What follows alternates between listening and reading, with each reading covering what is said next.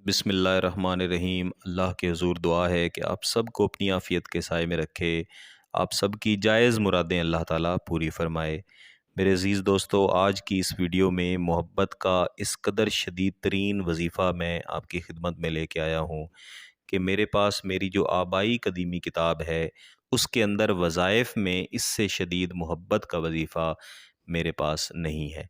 मेरा ये ज़ाती तौर पे आज़मूदा है, बार बार इस्तेमाल किया है, करवाया है, और महबूब के दिल में इस कदर मोहब्बत पैदा कर देता है कि चाहे सामने वाला आपका जानी दुश्मन ही क्यों ना हो, वो ख़ुद आके आपके सामने हाथ जोड़ के ना सिर्फ माफ़ी मांगता है बल्कि मोहब्बत का इजहार करता है। महबूब चाहे समंदर पार ही क्यों ना हो, आपके साथ राब्ता करने के लिए, आपके पास जल्द अज जल्द पहुँचने और आपके साथ शादी करने के लिए तैयार हो जाता है। बुज़ुर्गों ने इस वजीफ़े को महबूब को कैद करने का वजीफ़ा भी बताया है। यानी जब आपने ये वजीफ़ा पढ़ना है तो आपने यही तसव्वुर रखना है कि आपका जो महबूब है आप उसको कैद कर रहे हैं, या आपका जो महबूब है आप उसको अपनी मुट्ठी के अंदर बंद कर रहे हैं। इस वजीफ़े को एक दिन में सिर्फ़ और सिर्फ 3 बार पढ़ा जाता है, और ये वजीफ़ा सिर्फ़ और सिर्फ एक ही दिन एक ही बार किया जाता है। लेकिन इसकी ज़्यादा तासीर हासिल करना चाहते हैं तो आप इसको 3 दिन तक भी लेके जा सकते हैं। लेकिन ऐसी सूरत में इसके असरात इतने शदीद हो सकते हैं कि महबूब के दिमाग पर इसका असर हो। इसलिए मेरा ये आपको मशवरा है कि जब आप ये वजीफ़ा करें तो सिर्फ़ एक बार करें, और उसके बाद 1 से 2 दिन सब्र करें, देखें, और उसके बाद फिर फ़ैसला करें कि आपने दोबारा ये वजीफ़ा करना है या नहीं करना। इंशाअल्लाह आपको दोबारा ये वजीफ़ा करने की ज़रूरत ही नहीं पड़ेगी। जैसा कि मैंने आपको बताया कि आपने दिन में 3 मुख्तलिफ़ औक़ात बनाने हैं। ज़्यादा बेहतर है कि फ़जर की नमाज़ के बाद, ज़ोहर की नमाज़ के बाद और उसके बाद मगरिब की नमाज़ के बाद ये वजीफ़ा करें। लेकिन आप अपनी मर्ज़ी के भी 3 औक़ात बना सकते हैं। एक वक्त से दूसरे वक्त के दरमियान कम अज़ कम 1 घंटे का फ़र्क ज़रूर रखें, और वजीफ़ा करने का जो वक्त है वो ज़वाल का वक्त हरगिज़ नहीं होना चाहिए। आपने पाक साफ़ बावुज़ू हो के किसी भी ऐसी जगह पे जाके खड़े होना है जहाँ पे कोई आपको डिस्टर्ब ना करे, जहाँ पे लोगों का गुज़र बसर ना हो। जब आप ये वजीफ़ा कर रहे हों तब आपको कोई मुखातिब ना करे। हाथ में तस्बीह पकड़ें, महबूब के घर की तरफ अपना चेहरा करें।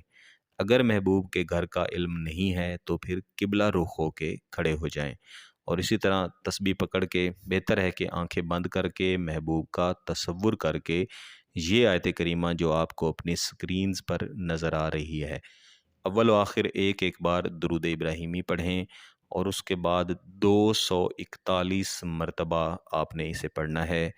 इन्नहुम युकीदूना कैदा, इन्नहुम युकीदूना कैदा। और जब आप ये पढ़ रहे हों तो आपका तसव्वुर यही रहना चाहिए कि आपकी जो मोहब्बत है वो महबूब के दिल में भरी जा रही है, और इस आयत करीमा की बरकत से जो आपका महबूब है वो ख़ुद को आपकी कैद में दे रहा है, और ख़ुद कह रहा है कि आज से मैं इस शख्स का मुकीद हूँ, जहाँ मुझे हुक्म करेगा मैं वहाँ पे जाऊँगा। मेरे अज़ीज़ों, ये इंतहाई शदीद और ताकतवर अमल है। जैसा कि मैंने आपको बताया कि बार बार पढ़ने से महबूब के दिमाग पे भी इसका असर हो सकता है।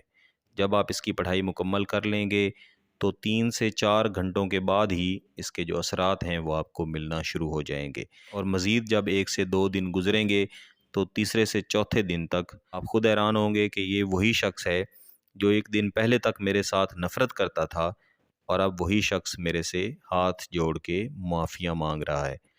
इसको सिर्फ़ और सिर्फ जायज़ मकसद के लिए किया जाता है, और अगर आपका मकसद जायज़ है तो ही आपको इसकी इजाज़त है। ये वजीफ़ा मुकम्मल कर लेने के बाद किसी न किसी गरीब को अल्लाह के रस्ते में कुछ न कुछ खैरात ज़रूर दे दें। बुज़ुर्ग वैसे फ़रमाया करते थे कि बेहतर है कि खैरात इस सूरत में दें कि किसी मस्कीन को एक वक्त का खाना आप खिलाएं, या एक वक्त के खाने के बराबर जो रकम है वो उसको सदका के तौर पे दें।